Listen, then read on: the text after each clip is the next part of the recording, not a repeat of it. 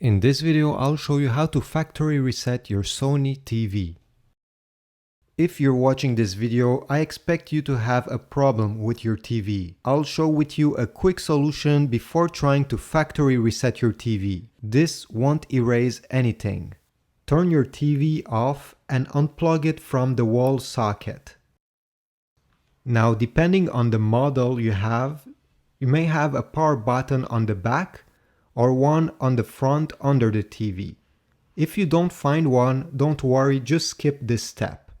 But if you found one, keep it pressed during 30 seconds. Then you have to wait a full minute.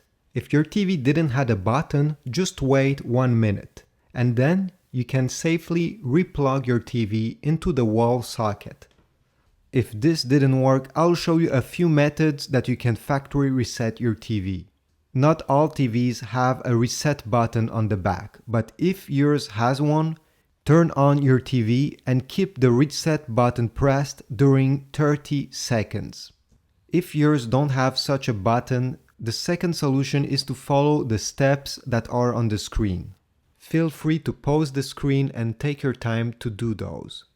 If the menu is not similar to yours, you may have to follow these steps instead.